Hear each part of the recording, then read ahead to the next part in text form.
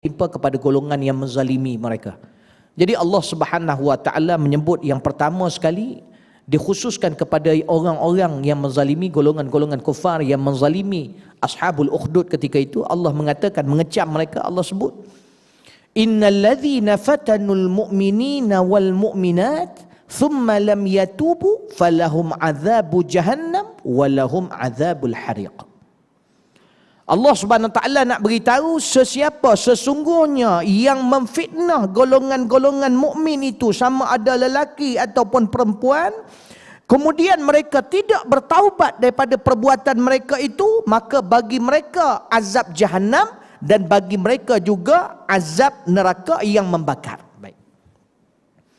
Di sini ayat ni pertama khusus kepada golongan ashabul ukhdud, yang mana Allah Subhanahu Wa Taala nak beritahu mereka-mereka yang campakkan manusia-manusia yang beriman di dalam parit itu, yang mana mereka, tuan-tuan rahmati Allah, terbakar di dalam parit itu. Maka puak-puak yang menzalimi mereka ini, Allah kata yang memfitnah mereka, Allah kata bagi mereka itu dua azab.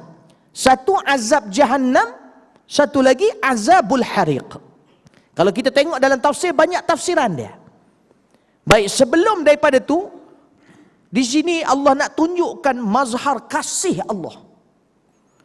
Ni puak-puak ni, dia dah bakar ni orang beriman ni. Bunuh, bakar, kejam. Lepas tu gelak pula ke atas tengok orang kena bakar.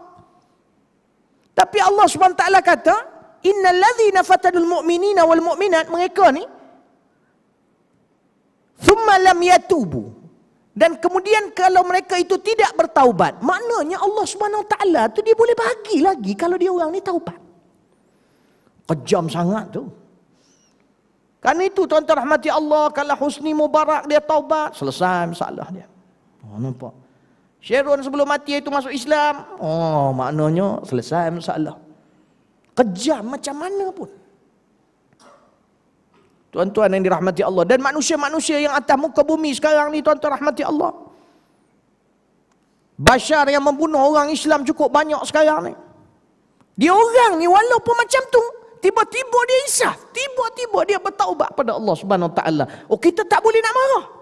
Kalau betul dia taubat tu, sebab Allah Subhanahu Wa Taala bagi dia lepas. Sebab Allah kata dia orang ni yang memfitnah golongan mukminin mukminat ni, tapi kalau dia orang tak taubat, baru dia orang dapat azab aku bagi kat dia orang. Ini nak tunjukkan rahmah. Ini kaedah dakwah Nabi SAW. Dia jelas, kalau kita ni mencintai Allah, dalam kitab Fawaidul Mukhtarah, kalau kita kata kita cinta Allah, sudah pasti akan membawa kepada benci sesuatu yang bertentangan dengan Allah. Itu memang lumrah. Kita kalau kata cinta Allah, kalau kita nampak orang berzina depan kita, kita benci perbuatan tu, kita kena cegah benda tu. Tapi kalau kita ni kata cinta Allah, lepas tu nampak orang berzina atau buat maksiat, kita nak tegur, isi kita kata, tak apalah bang, ajak aja dia pergi masjid. Tak payah tegur dia, biar dia berzina, biar dia minum arak, tapi yang penting abang ajak dia pergi masjid, abang ajak dia baca Quran. Maknanya amar makruf saja. Oh, maka tak betul. Mesti ada perasaan benci pada perbuatan tu. Maka paling kurang kita nak kena tegur dia, nak kena perbetulkan dia. Kerana itu, tuan-tuan yang dirahmati Allah, kita ni walaupun orang, kerana itu kita sentiasa minta ke Allah. Sebab kita ni kalau Allah serahkan pada diri kita, masalah, tuan-tuan. Saya dalam ceramah saya sebut ada satu doa. Doa ni, tuan-tuan, Nabi ajar kita supaya kita baca untuk elak daripada maksiat. Tuan-tuan kalau pergi mana-mana, pergi pasar, tempat-tempat yang ada potensi ada maksiat situ, pergi Jaya Jusko, pergi Giant, pergi Taman Bunga, pergi Taman Tasik Shah Alam, amal ni doa ni. Apa doa ni? Yang saya nak syarahkan doa ni. Allah sebut apa dia? Allah, Nabi ajar apa dia? Allahumma la takilni ila nafsi wala ila ahadin minal khalqi tarfat ain. Kerana itu, tuan-tuan rahmati Allah, kita ni kalau nak dapat rahmah daripada Allah, maknanya jahat macam mana sekalipun, kalau boleh kita nak orang yang kita ni sebelum kita mati, Allah pilih orang bertaubat, selesai masalah. Jadi kita kena sentiasa minta doa pada Allah. Ya Allah, apa makna dia? Allahumma la takilni. Ya Allah, jangan kau serahkan aku ila nafsi, pada diriku. Wala ila ahadin minal khalqi, dan jangan kau serahkan aku pada satu pun daripada makhluk engkau. Walau sekelip mata, tarafata ain, walau sekelip mata. Maknanya kita minta ke Allah, tolong jangan biarkan aku bersama diri aku semata-mata. Dan ya Allah, jangan biarkan aku bersama makhluk. Aku nak bersamamu ya Allah. Kalau boleh jangan tinggalkan aku ya Allah, jangan biarkan aku. Sebab Allah kalau biarkan kita, dia jadi gini. Mudah sebenarnya nak dapat pengampunan daripada Allah. Karena itu kita ni kalau Allah biarkan, sebab kita tinggalkan Allah, maka Allah tinggalkan kita. Maka Allah tinggalkan kita dengan diri kita. Kerana itu diri kita mengikut nafsu. Orang yang bila minum air, Allah tinggalkan dia, maka yang diminum hanya dapat hilang haus semata-mata. Tapi tidak membawa kepada rajin berzikir dan bercakap sesuatu yang disukai oleh Allah Subhanahu Wa Taala. Orang yang makan nasi, bila dia makan nasi, kalau Allah bersama dia, Allah tak serahkan dia pada diri dia, maka bila dia makan nasi, tenaga yang dia dapat, semakin nampak potensi ibadat dia bertingkat setelah makan nasi itu, maknanya bila dia dapat tenaga, membawa ke arah ibadah kepada Allah Subhanahu Wa Taala. Tapi kalau orang yang Allah biarkan dia pada diri dia, dia makan nasi itu hanya untuk diri dia. Kenyang, perut besar. Tak semesti semua orang perut besar ni tak betul. Dia kadang-kadang tu hormon dia macam tu, dia turun kat perut. Saya tak tahu lah. Tuan-tuan rahmati Allah, saya pun naik juga, tapi lepas kolesterol tinggi tu, saya dah pakai EasyTone. Tuan-tuan beli EasyTone baru. EasyTone tu kita berdiri je. Ini untuk orang pemalas nak senaman. Saya bukan pemalas, saya lah pemalas lah tu. Sebab masa nak senaman tu tak ada. Jadi berdiri atas tu 10 minit aja 120 kalori hilang. Dia bila bergegar tu perut kita ke kanan ke kiri, ke kanan ke kiri, ke kanan ke kiri. Aku pun naik takut jatuh. Teruk sangat dia punya bergerak tu. Itu belum full lagi, full speed lagi. Jadi tuan-tuan yang dirahmati Allah, saya bila dah ke situ dah terlupa dah apa aku cakap tadi. Apa tadi? Allahumma la takilni. Maknanya bila kita makan ni bagi tenaga, kita akan kuat ibadat pada Allah. Tuan-tuan boleh muhasabah diri malam ni nak tidur. Aku ni selalu Allah serahkan aku pada diri aku ke Allah bersama dengan aku selalu? Tengok 24 hours kamu ni buat apa? Kalau 80% masa kamu tu terbuang dengan benda sia-sia, masalah tu. Tapi kalau 24 jam tu masa kamu kalau duduk seorang-seorang berzikir. Kalau pergi mana-mana, dapat pergi ke masjid. Allah pemuda, bila Allah bersama kita ni, nak pergi mana aja? Ke masjid. Terdetik hati nak pergi mana? Pergi majlis ilmu. Maknanya Allah jaga, mahfuz.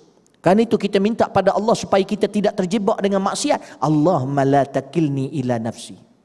Kemudian bukan setakat tu ada. Wala ila ahadin minal khalqi. Dan ya Allah, tolong jangan serah aku kepada satu makhluk pun, walau sekelip mata. Bukan pada diri kita aja kita takut Allah serahkan, Allah biarkan.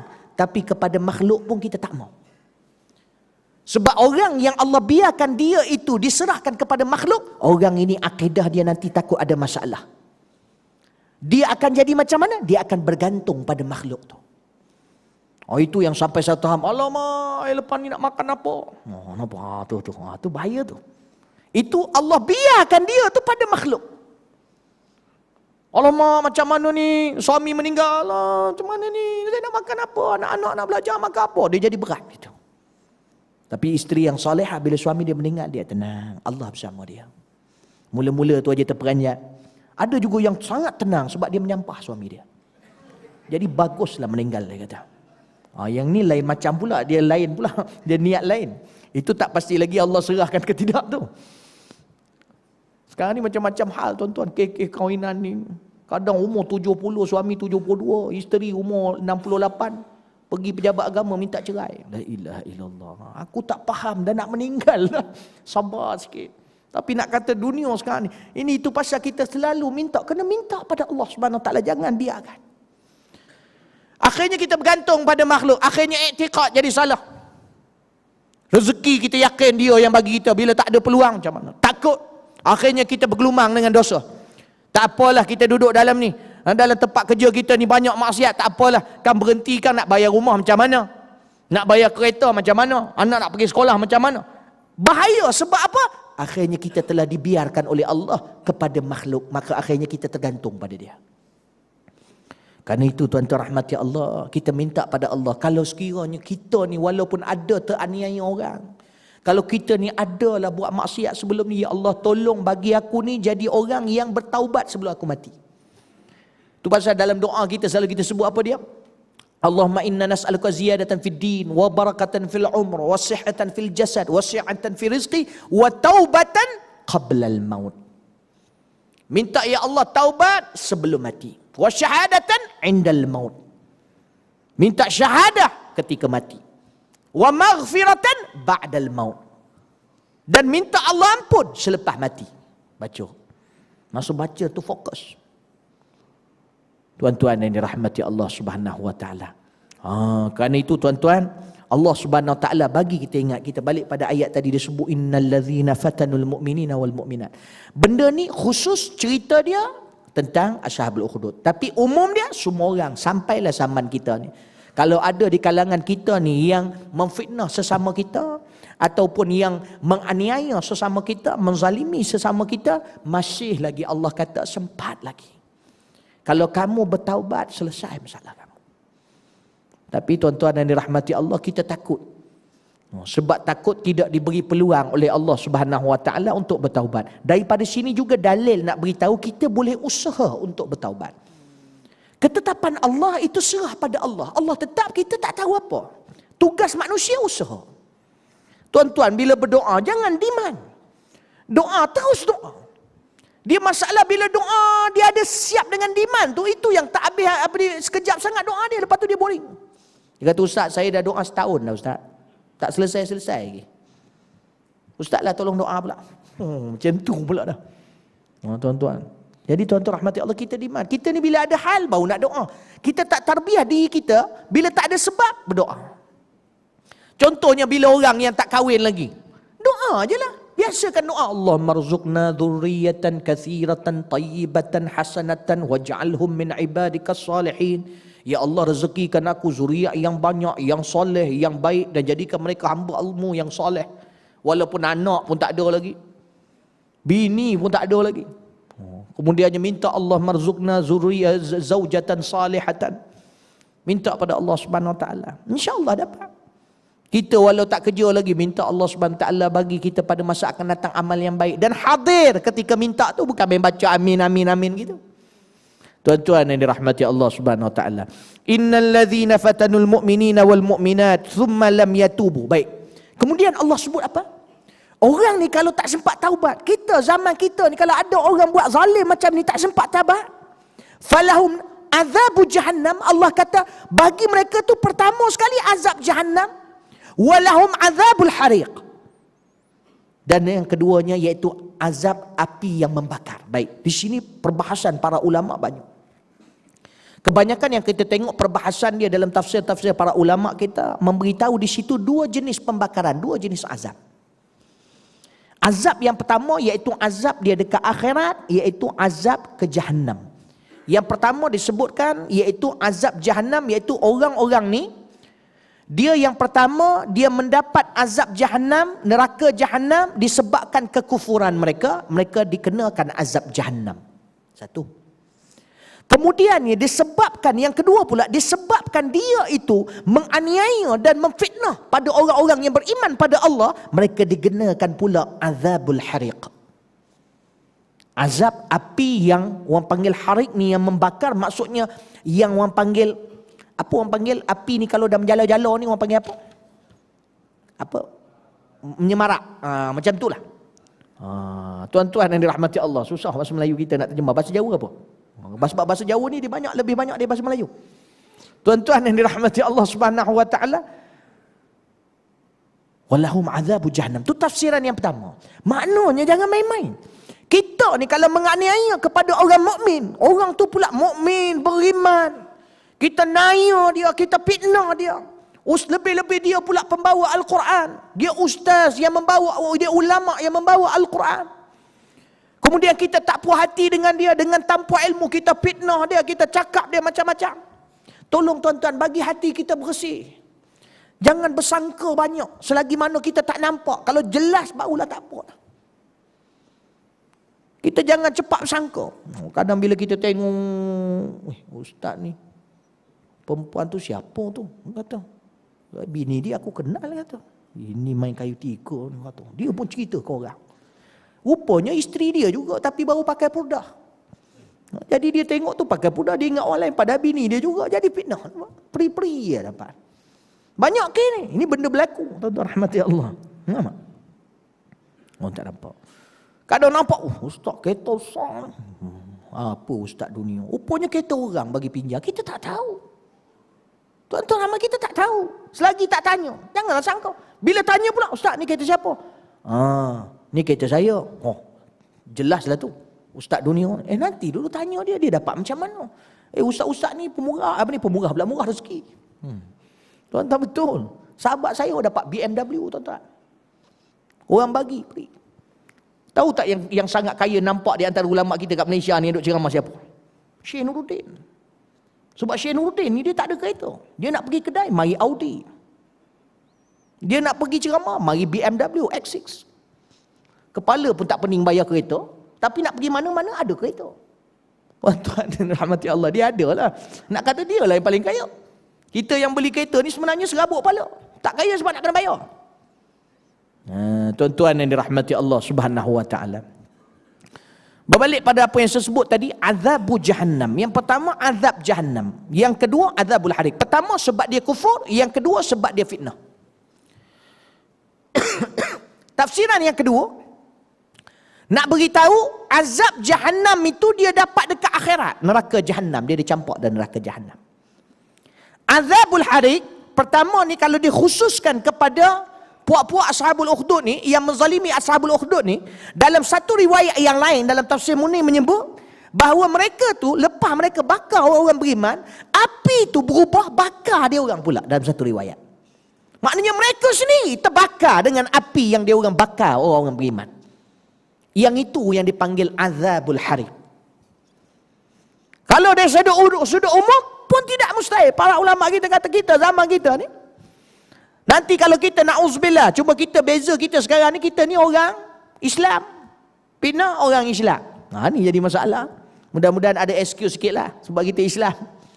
Tapi tuan-tuan, elah dia sebab dia kalau kita aniaya orang beriman, kita aniaya orang-orang yang saleh, kita fitnah dia, maka pertama kita dapat, kalau tafsiran yang satu lagi ni, azab jahannam fal na'udzubillah. Kalau kita ni dikufurkan oleh Allah Subhanahu Wa Taala sebab kita ni tak tahu, tuan-tuan. Saya cukup takut, tuan-tuan. Saya dengar dalam kata-kata Imam Al-Ghazali rahimahullah dalam kitab Minhajul Abidin yang memperbahaskan tentang su'ul khatimah. Daripada makna apa yang disebutkan tu, ramai sebenarnya bila mati, saya khusus banyak yang mati dia orang kafir, tuan-tuan rahmati Allah. Tapi kita ni sebagai orang Islam hukum pada zahir. Maka kita nampak dia mati Islam, keluarga di Islam, kita pun, tapi daripada sudut dia, hati dia dengan Allah Subhanahu Wa Taala, ramainya yang mati kafir. Disebabkan etikad yang saya sebutkan tadi. Jadi kita macam mana, tuan-tuan? Cuba tanya, aku ni macam mana? Ilmu aku setakat ni macam mana? Amal aku macam mana? Selawat aku macam mana? Ni bulan Rabiul Awal ni aku macam mana? Kita ni bila masuk Rabiul Awal ni, walaupun bukan semestinya Rabiul Awal setiap masa kena ingat Nabi, tapi sekurang-kurangnya Rabiul Awal tu lahirnya Nabi kita Muhammad SAW. Oh, ada orang WhatsApp saya. Saya ni orang WhatsApp bahasa Inggeris, tuan-tuan. Tu yang aku pelik tu. Dia WhatsApp saya. Tapi bagus lah. Boleh saya belajar bahasa Inggeris. Dia bagi 10 questions for those who celebrate Eid Milad An-Nabi. Pertama, tanya, did the Prophet SAW celebrate this day? Dia tanya. Saya if the Prophet SAW did not celebrate it, then why should we? Dia kata. Tu soalan kedua. Nanti saya jawab lah. Ni mungkin dalam kepala-kepala tuan-tuan pun ada terfikir juga kan. Yang ketiga, did the Sahabah SAW celebrate this day? Is your love for the Prophet SAW more than the love Sahabah had for him? Yang kelima, did the great scholars of Islam, Hasan Al-Basri, Abu Hanifah, Malik bin Anas, Syafi'i, Ahmad bin Hanbal, Bukhari, etc. Etc itu lain-lain Celebrate this day? Ditanya.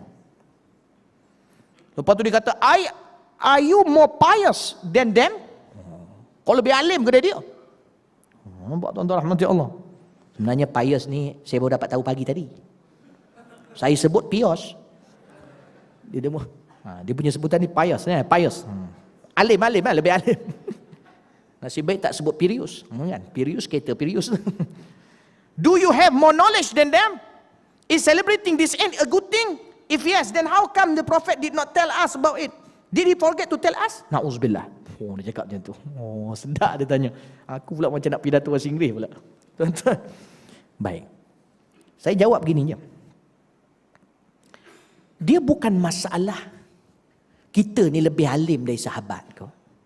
Kita ni lebih cinta kepada Nabi daripada dia orang kau. Kita ni lebih bagus daripada dia orang. Ini bukan persoalan dia. Sebenarnya makna kegembiraan dengan kelahiran Nabi SAW sudah ada di dalam zaman sahabat. Karena itu tuan-tuan kalau tengok dalam sirah sebagainya, macam mana sahabat dengan Nabi SAW. Macam mana penghormatan dia kepada Nabi SAW. Abu Bakar di dalam gua macam mana sanggup mati untuk Nabi SAW. Dalam gua tu dia kata apa tuan-tuan rahmati Allah, dalam gua tu ketika mana dia duduk dalam gua, orang Yahudi datang, orang kafir Quraisy datang tuan-tuan depan. Yang dibawa oleh seorang Yahudi yang pakai jejak kaki di depan. Kubur di depan gua Thur. Ketika tu Nabi SAW kata kepada Abu Bakar, adakah kau takut wahai Abu Bakar? Nampak Abu Bakar dalam keadaan tidak tenang. Abu Bakar jawab apa? Abu Bakar kata, kalau aku yang mati ya Rasulullah, innama ana rajulun wahid. Lau kutiltu ana innama ana rajulun wahid. Ya Rasulullah, kalau aku mati, aku ni hanya seorang aja, iaitu manusia biasa. Walakin lau kutilta anta halakatil ummah. Tapi kalau kau yang mati akan celaka umat seluruhnya. Dia takut tu bukan takut untuk dia, dia takut Nabi SAW. Ini nak kata mazhar kasih cinta ni tuan-tuan rahmati Allah. Dah ada makna cinta dan makna gembira sebab Nabi itu lahir di kalangan mereka. Kita yang sambut ni sebab gembira lahirnya Nabi. Ini bukan kes happy birthday to you. Bukan. Ini bukan sambut hari jadi. Jangan samakan Nabi dengan kita. Kita buat program ni tujuannya untuk apa?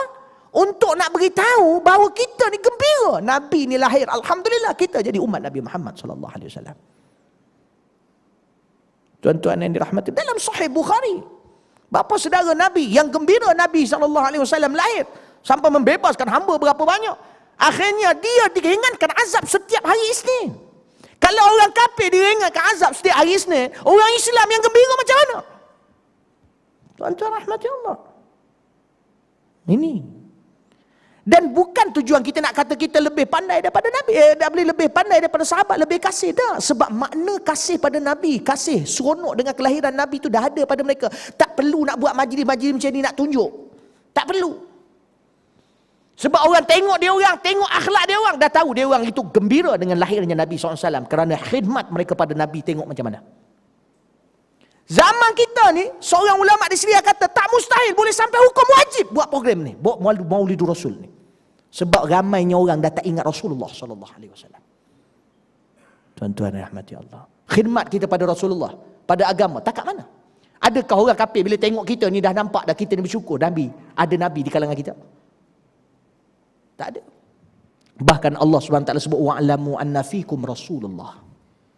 Ketahuilah kamu bahawa padamu itu ada Rasulullah. Diterjemah dalam tafsir dan terjemah, ketahuilah kamu semua bahawa Rasulullah itu di kalangan kamu. Diterjemah gitu. Tapi still di situ perbahasan ulama mufassirin, dia kata fikum, padamu, dalammu. Setengahnya ulama menafsirkan bahawa ketahuilah sesungguhnya Muhammad itu ada dalam diri kamu. Maknanya setiap umat Islam sepatutnya Nabi Muhammad itu dalam hatinya. Dan mazhar Nabi itu nampak pada umat Islam seluruhnya. Dengan akhlak-akhlak yang ditunjukkan oleh Nabi SAW. Mana pergi benda tu? Kerana itu di zaman kita sebab lemahlah daripada sahabat. Sebab lebih ta'alim lah daripada sahabat. Itu pasal kita terpaksa buat majlis macam ni. Nak tunjukkan kasih pada Rasulullah SAW. Nak terangkan siapa Nabi Muhammad SAW. Baru kita ni mudah-mudahan timbul rasa kasih dan mula nak ikut Nabi SAW. Itu kes dia.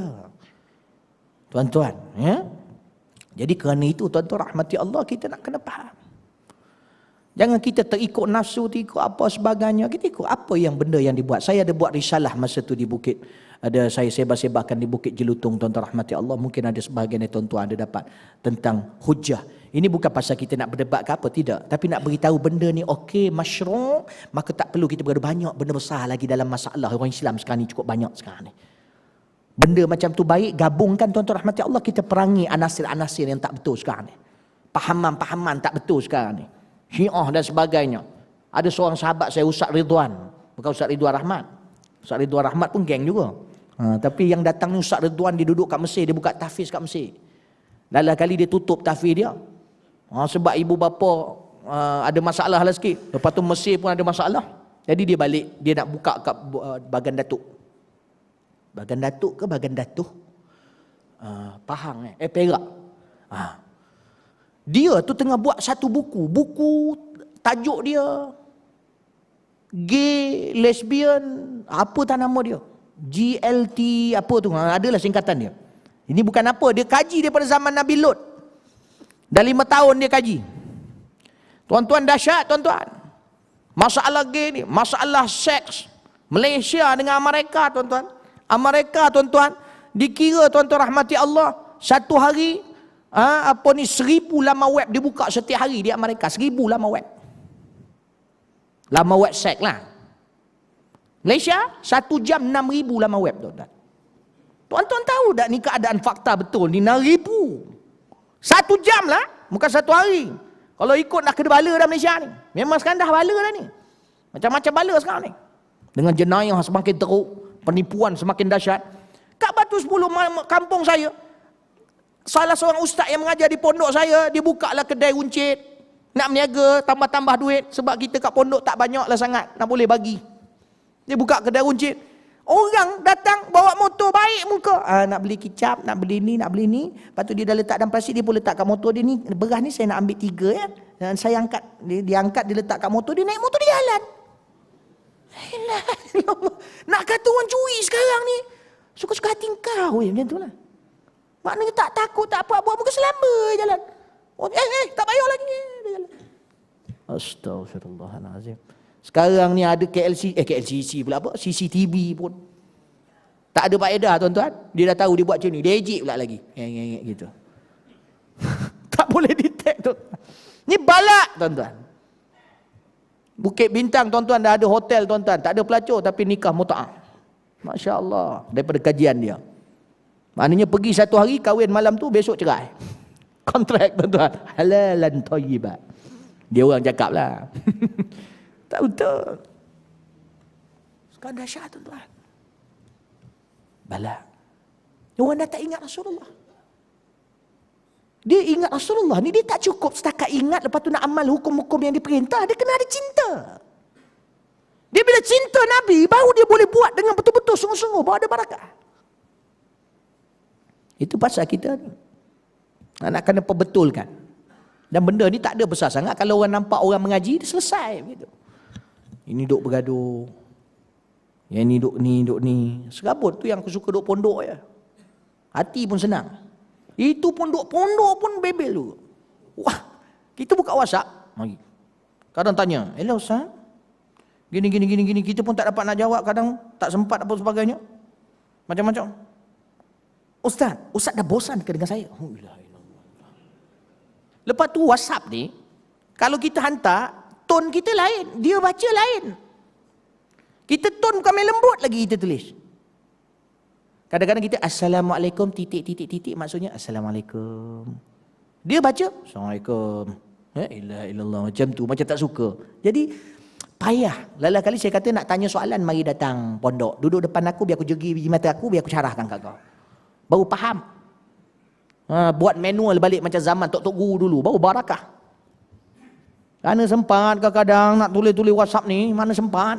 Saya ni masih maintain WhatsApp ni sebab saya ada grup keluarga saya. Grup keluarga. Sebab dia orang ni kadang-kadang kalau ada nombor telefon nampak ada WhatsApp, dia hantar je lah kan. Jadi tuan-tuan rahmati Allah. Ala kulli hal. Kerana itu tuan-tuan rahmati Allah, kita kena hati-hati, takut bila kita mati besok dalam keadaan fal na'udzubillah, takut kita dah disediakan oleh Allah Subhanahu wa taala azab jahannam, kemudian yang kedua dia azabul hariq. Kemudiannya Allah bagi pula ketenangan pada orang beriman. Ashabul Ukhdud yang kena bakar tu. Tuan-tuan ambil api bakar, tuan-tuan, dia orang kena bakar kat dalam tu. Masyitah lagi dahsyat, tuan-tuan rahmati Allah. Masyitah ni dengan Fir'aun, tuan-tuan rahmati Allah, Fir'aun ni masa dia sikat, saya tak tahu saya dah cerita ke belum.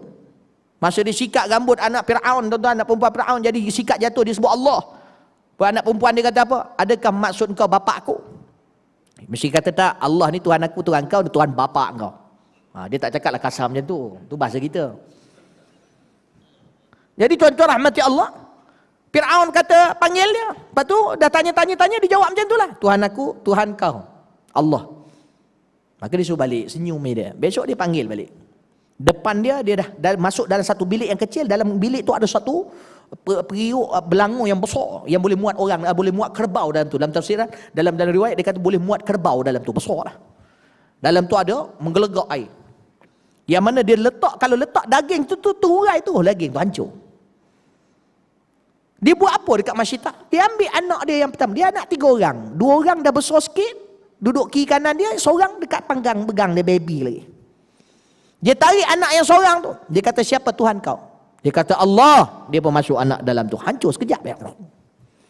Ni ibu dia tengok anak dia. Macam mana perasaan? Tapi dia sabar. Tarik seorang lagi. Dia campak kat dalam tu. Dia kata, siapa Tuhan kau? Allah. Dia pun tuang. Masuk jatuh lagi. Tak mau berganjak. Dah meleleh air mata dah. Dah menangis dah. Tapi tetap cakap Allah. Dia kata. Lalah dia tarik anak dekat kandungan tu. Duk gantung gitu. Gedek gitu. Saja tunjuk dekat depan Masyitah. Ni Masyitah zaman tu. Bukan yang ni. Zaman sekarang ni banyak juga Masyitah. Tak ni zaman tu. Dia gong guduk gitu. Masyitah masa tu, bila ditanya, siapa Tuhan kau? Dia tak boleh cakap sebab itu baby dia. Comel begitu. Kecil lagi. Dia macam dah rasa macam tak sanggup.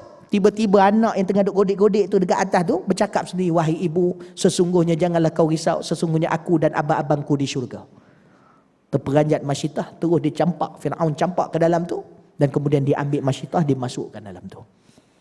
Mati semua. Yang ni pula dibakar, tuan-tuan. Kita baru kena sikit aja api. Dah ada. Kenapa bang sakit?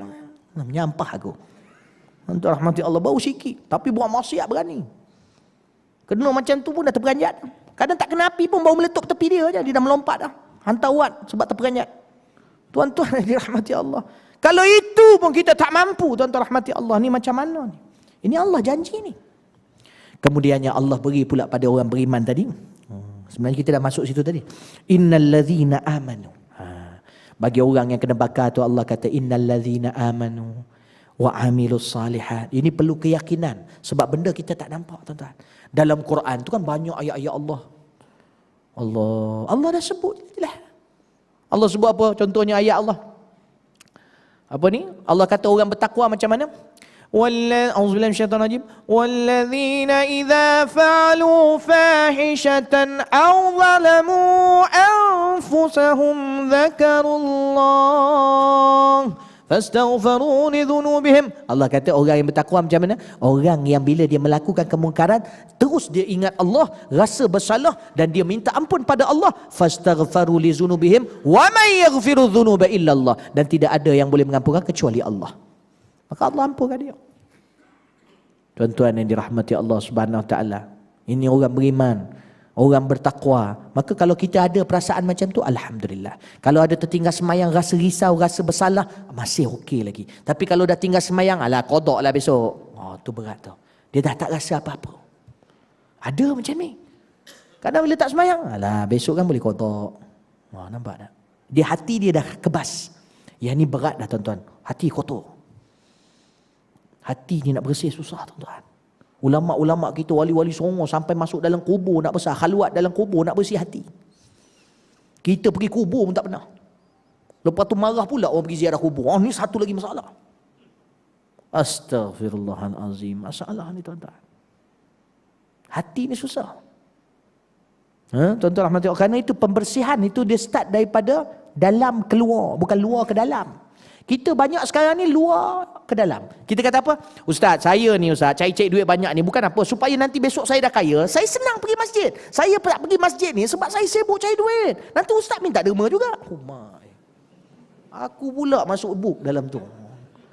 Pandai orang sekarang bercakap. Masya Allah, tabarakallah. Bukan masalah tu. Kita ni nak betul diri kita, kita daripada luar ke dalam. Dah ada duit, baru nak pergi masjid. Nampak dah? Saya sibuk lah sekarang ni Ustaz. Ustaz, saya muda lagi, nanti saya dah tua nanti. InsyaAllah. Bapak saya pun macam tu. Bapak pada bapak saya pun macam tu. Dan bapak kepada bapak saya macam tu. Nampak tuan-tuan? Dia kata keturunan saya macam tu. Umur 60 dia jadi alim terus. Maknanya abid. Kita dah sebut alim. Alim ni orang berilmu. Maknanya abid, iaitu duduk dalam masjid beribadat.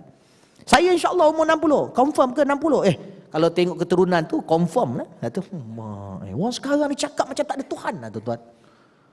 Saya jumpa orang ni. Alhamdulillah, tidaklah pengalaman banyak macam tuan-tuan, tapi bila dah ceramah duk sana duk sini, yang datang ke pondok yang macam-macam. Ni 29 saya pergi Muar. Tuan-tuan rahmati Allah Subhanahu taala, baru ni dekat Mersing jemputan apa ni, yang jemput saya kenal Lok. Dia orang masya-Allah, orang yang hebat pejuang Islam. Itu pasal dia dari dulu sampai sekarang kenal aja. Tuan-tuan rahmati Allah. Dia tu tuan-tuan, kalau duduk dalam hutan dia tak tidur seminggu tuan-tuan. Dia kata dia tak tidur seminggu. Dia bekal air kopi, dia jaga seminggu, tak tidur siang malam. Kuat tu tuan-tuan. Zaman kita Ustaz, dia makan 3 pinggan sekali jalan. Kuat ni Ustaz. Tu bukan kuat, tu lahap tu. Tuan-tuan rahmati Allah. Ini masalah. Tuan-tuan yang dirahmati Allah Subhanahu taala. Jadi jumpa macam-macam. Jadi takut kita. Kadang bila dia cakap tu kita jadi takut. Takut bila dia cakap tu orang balak dengan kita sekali kena. Sebab berani sangat tu cakap tu. Bahaya. Kadang dia kata nanti dulu, yang tu jangan, nanti dulu Ustaz. Biar saya habis cakap dulu. Susah betul sekarang ni. Masya Allah. Tuan-tuan yang dirahmati Allah Subhanahu Wa Taala. Tapi kena jalanlah fokus.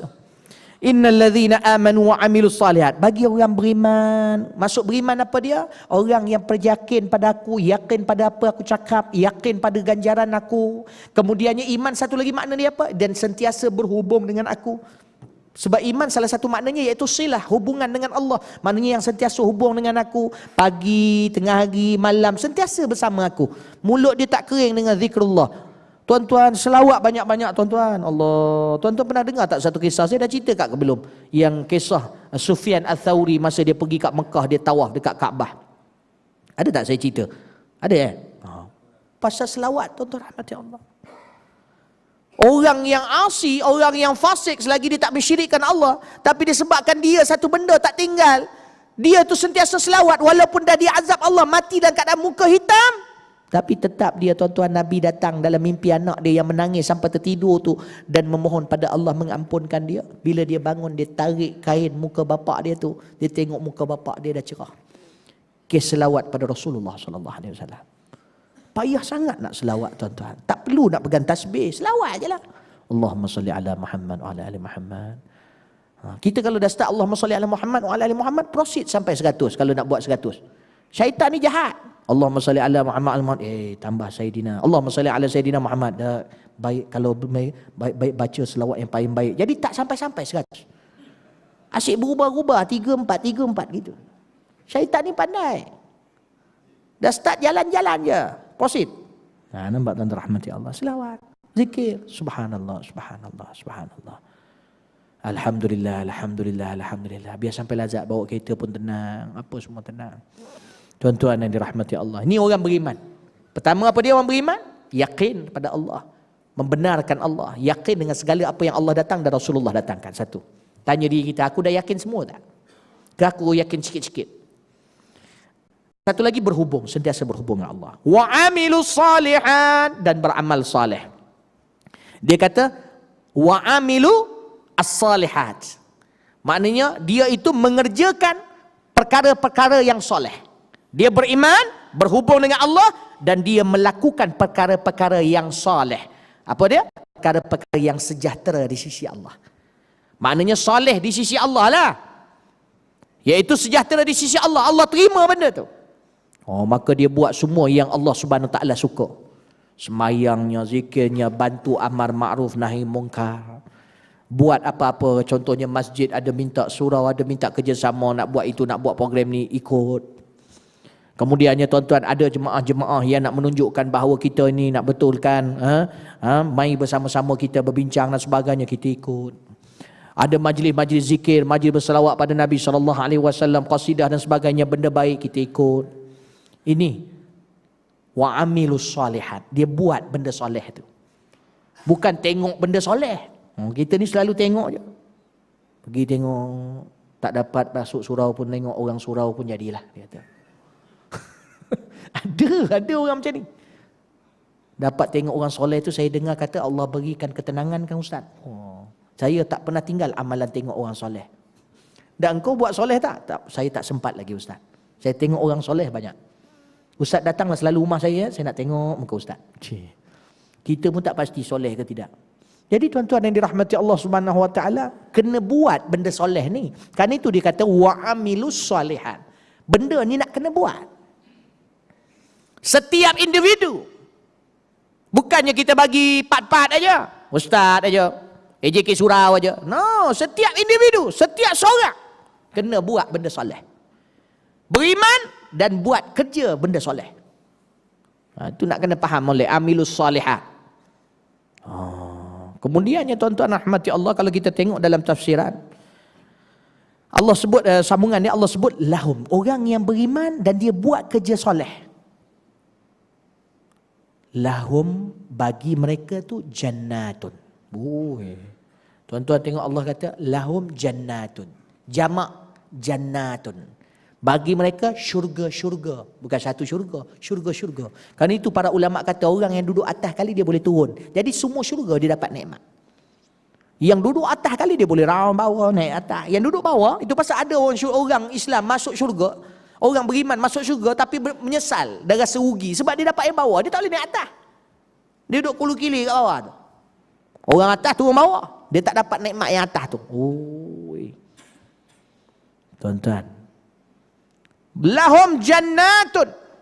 Lepas tu dia bagikan sifat syurga tu, yang mana kita tak boleh bayang. Walaupun dibagikan, dia kata tajri min tahtihal anhar, yang mana di bawah tu syurga tu tuan-tuan mengalir air sungai. Yang mana tuan-tuan disebutkan Nabi kita SAW, sungai yang mengalir itu tuan-tuan, kalau dia berwarna putih, manis, dia lebih manis daripada madu. Mana boleh bayang yang manis daripada madu? Dia punya putih lebih putih daripada susu. Susu tu putih dah tu. Nak putihnya mana lagi? Tuan-tuan rahmati Allah, sedap dia, arak, susu, arak ngalir dalam tu. Allah, dalam syurga tu pula tuan-tuan rahmati Allah, kita tengah duduk datang, bila dah masuk syurga tuan-tuan, bidadari datang cantik-cantik yang tak pernah tengok sebelum ni.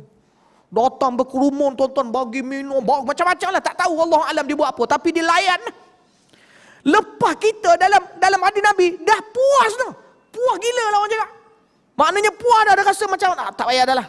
Datang pula kumpulan bidadari yang lain yang lebih cantik berkali ganda daripada tadi, yang bertanya, ada apa-apa yang boleh kami buat?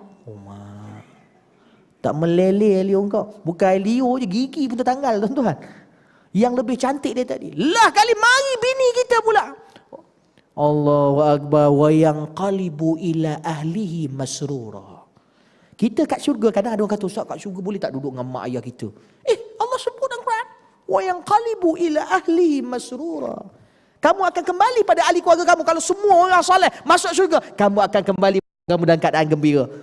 Dapat istana seluah langit dan bumi tuan-tuan. Seluah langit dan bumi ni. Kita baru sekangkang kera dah bergaduh rebut tanah. Ini sabar sikit tu, seluar langit dan bumi. Masuk dalam tu pula ada bini kita, ada anak kita. Bini kita pula yang paling cantik dari kalangan bidadari. Bidadari itu pun tak pernah tengok cantiknya, dia lagi cantik daripada tu. Kat Malaysia, masa kat dunia dulu, mungkin kita tengok pun lain macam ni kan, bila dah kahwin lama. Dah kembang aja. Tapi tuan-tuan rahmati Allah, dekat syurga dia lebih cantik, paling cantik. Bahkan cantik dia tu bukan setakat tu, bahkan akan bertambah dari sehari ke sehari. Setengahnya mengatakan dari saat ke saat. Betul ke Ustaz? Macam tak percaya je. Nah, kau tak masuk lagi tu pasal kau macam tak percaya. Tunggu, sabar sikit, yakin. Seronok anak-anak kita, Allah. Allah dah sebut, jumpa keluarga kita. Tapi syarat dia, yang paling sedih nanti, bini na'udzubillah dekat neraka, suami kat syurga, atau suami kat syurga, bini kat neraka. Macam mana? Sepak-sepak. Payah. Anak sulung dekat syurga. Tak ada yang duduk tengah-tengah. Tak ada. Tuan-tuan yang dirahmati Allah. Yang baik, yang dah meninggal anak kecil, tuan-tuan, dia dah tunggu kat pintu syurga. Walaupun benda tu nampak sedih kita, tapi dia dah tunggu kita pintu syurga tu. Itu benda fakta, benda jelas daripada hadis Nabi. Dia tak mau masuk, malaikat suruh masuk, dia tak mau. Dia nak tunggu mak bapak dia. Dia nak masuk dengan mak bapak dia. Tapi jangan bunuh anak kita, tuan-tuan. Takut kan ada lah kan makan pelik-pelik kan. Bila kau nak mati, sakit perut ke? Tak lama lah tu. Tuan-tuan rahmati Allah, jangan macam tu. InsyaAllah kita dapat, tuan-tuan rahmati Allah. Khair insyaAllah. Sebab Nabi kata, kan dalam hadis Nabi kata pada Aisyah, kalau sekiranya ada yang dimati anaknya, satu anaknya ketika di dunia, maka dia akan diselamatkan menyemak bapak dia ketika di akhirat. Kemudiannya last kali pada hadis itu, pada maknanya Aisyah kata kalau siapa pun tak ada. Kalau satu anak pun tak ada meninggal ketika kat dunia, jadi siapa yang boleh memberi syafaat pada mak bapak dia? Rasulullah kata, akulah yang diiktibar anak yang mati sebelumnya. Akulah yang akan membantu mereka. Oh, ni Rasulullah SAW. Dia kasih. Kenalilah Nabi kita Muhammad. Bayangkan kita tengah baca Quran ni, di satu ketika dulu Nabi SAW pun bacakan ayat-ayat ni bagi pada sahabat-sahabat. Benda ni bersambung, tuan-tuan. Dan kita bersyukur yang Allah pilih malam ni duduk dalam majlis ni. Alhamdulillah. Dan malam-malam yang sebelumnya dan malam-malam yang akan datang. Cuma yang pasti, tuan-tuan, sekarang ni lah yang confirm, jadi buat yang terbaik. Tu rasa saya kalau semayang, saya selalu cakap apa? Cubalah khusyuk sungguh-sungguh, takut tiada masa pada masa ini, takut tiada masa lagi selepas ni. Takut lepas ni meninggal, tuan-tuan. Sebab Nabi Isa kata apa? Abu Zar Al-Ghifari kata apa? Dunia ni 3 hari je. Hari sebelum, hari selepas, hari sekarang. Ada yang menyebutkan 3 saat dia. Saat yang dah lepas, saat sekarang, dan saat yang akan datang. Yang dah lepas tak boleh balik dah. Yang akan datang tak confirm lagi, takut mati. Yang ada sekarang ni, yang sekarang ni. Ni tengah dalam surau ni, buat yang terbaik lah. Kita tak tahu lepas ni besok boleh datang tak surau. Mana tahu? Imam meninggal, imam sibuk, imam kena outstation pergi Kanada. Mana kau nak cari surau, cari sarapan kat situ? Tuan-tuan rahmati Allah. Kita tak tahu. Allah boleh pilih, Allah boleh jauhkan kita daripada nikmat Allah. Kalau Allah nak, disebabkan dosa-dosa kita. Orang kalau Allah kasih, dia pergi Kanada pun jumpa Tok Syekh kat situ. Ada sahabat-sahabat yang pergi Australia. Ada anak murid saya yang mengaji daurah dekat pondok, kadang datang, pergi Melbourne. Dia kata hari pertama, minggu pertama orientasi, senior-senior bawa pergi laut. Pantai dekat Melbourne. Dia kata hilang semua pengajian kitab saya, Ustaz. Dia kata. Teruk benar kat situ, dia kata. Dia dah risau, duk telefon. Berkali-kali telefon Rasulullah. Ni tak banyak ke habis duit ni? Tak apa Ustaz, saya dapat banyak pinjaman, dia kata. Yelah tu pinjaman tu. Ustaz tolong Ustaz macam mana saya pun. Lala kali sekarang ni Alhamdulillah. Ada jumpa satu, tapi kena naik kapal terbang lah. Dia bulanan pergi ke situ. Ada satu, dia kan pulau-pulau rasa tak silap saya. Jadi dia naik kapal terbang pergi satu tempat tu, ada syekh kat situ. Dan dia dah dapat sekarang ni mengaji melalui apa? Orang panggil apa tu lah. Yang Twitter ke apa? Bukan Twitter. Ni apa yang dia tengok gambar syekh tu tengah mengajar. Dengan saya. Scape. Kalau scapegoat apa dia? Scapegoat. Saya pun tak faham lah. Kadang-kadang ada terdengar-dengar kan. Jadi tuan-tuan boleh tentu. Dia mengaji. Dapat mengaji. Walaupun duduk kat tempat tu banyak dugong. Walaupun kat laut tu. Tuan-tuan rahmati Allah. Dahsyat tuan-tuan. Orang kita ni tak biasa nampak macam tu. Bila pergi tu, iman dua. Iman rasa takut azab Allah. Iman rasa nikmat yang tak terhingga. Dua tu. Di antara dua tu. Kalau yang takut azab Allah tu terus lari, Alhamdulillah. Yang satu nikmat tu, dia terus buat kemah kat situ, dia tak balik 3 hari. Dia rela duduk kat laut tu. Mana pernah nampak Malaysia macam tu? Tuan-tuan yang dirahmati Allah SWT. Allah, itu pasal anak-anak kita peluang negara ni bagi dia agama dia. Sebelum dia pergi tu, suruh dia duduk pondok sekejap. Tuan-tuan rahmati Allah, biar dia latih kuat. Takut pergi sana, tuan-tuan. Orang sana kadang-kadang borak-borak dengan kita. Dia kata satu lagi dugaan, masa beli keluar universiti, bila bagi assignment, dia kena bincang ada grup dia. Jadi grup-grup perempuan yang daripada Eropah ni, dia pakaiannya Masya Allah, tuan-tuan. Seksi dia. Dia orang tu bercakap, dia tengok, bukan tengok buku not, dia tengok benda lain. Lepas tu dia kata, ajak-ajak buat benda ni kadang biasa je. Dia borak. Kalau tak ada iman, tuan-tuan, boleh bagi saya 2-3 minit, saya nak fikir kejap. Itu yang terlajak, terlanjur. Na'udzubillah. Kat Malaysia mana dapat itu? Walaupun dah ada dah sekarang ni, nak ikut barat lah konon. Up to date lah tuan. Up to date jadi bodoh tuan-tuan rahmati Allah. Jadi bodoh, jadi tak kecil. Tuan-tuan yang dirahmati Allah. Karena itu tuan-tuan rahmati Allah, disebut innal ladzina amanu wa amilus shalihat lahu jannatun tajri min tahtiha al-anhar dzalikal fawzul kabir. Allah guna dengan kalimat zalika. Sebab zalika tu balik kepada kejayaan masuk syurga. Dia tak guna kalimat tilka. Kalau tilka dia maksud syurga tu. Syurga itu adalah keuntungan yang besar. Dah, bukan Allah kata syurga, tapi Allah nak beritahu keuntungan yang besar tu apa? Kejayaan masuk syurga hasil daripada kesabaran. Hasil daripada keyakinan pada Allah, pada puak-puak sahabat Uhud ni. Walaupun dibakar, dia sanggup dibakar. Kerana itu kalau ada orang, setengah orang mengatakan, Ustaz kalau antara dua, orang paksa kita suruh lafaz dengan kafir, macam mana Ustaz? Ini berlaku pada zaman Rasulullah SAW. Maka Rasulullah SAW bersabda, Rasulullah kata apa? Rasulullah sebut, ketika mana dua orang sahabat yang pernah diuji begitu, oleh Musailamah menangkap dua orang sahabat Nabi SAW dan berkata kepada salah seorang dari mereka, ucapkanlah kamu, aku adalah Rasul Allah. Musailamah kata, suruh sahabat ni mengaku dia Rasul. Sahabat ni kata, ya engkau Rasul. Sebab takut kena bunuh. Hati tak terima, mulut dia cakap. Kemudian yang seorang lagi pula, dia tanya sahabat seorang lagi, cakap, aku Rasulullah, mengaku. Dia jawab, tidak. Bahkan kamu adalah penipu. Kena bunuh terus kat situ. Jadi sampai berita, cerita pada Rasulullah SAW. Rasulullah cerita, Rasulullah kata pada perkara ini, Rasulullah SAW bersabda, ammal ladzi turik, pada yang telah ditinggalkan, makna tak dibunuh, maka bagi dia itu fa'akhadha birrukhsah, dia tu mengambil rukhsah. Maknanya dalam Islam itu rukhsah, keringanan bagi dia, dan tidak ada hukum bagi dia. Wa ammal ladzi qutil, tapi bagi yang kena bunuh tadi tu, yang tetap bersabar dan tak mau mengaku dengan benda-benda yang tidak betul tu, fa akhadha bil fadli fahani'an lahu, maka dia ambil yang perkara yang lebih baik, maka tahniah untuk dia, mati dia syahid. Ni tuan-tuan rahmati Allah.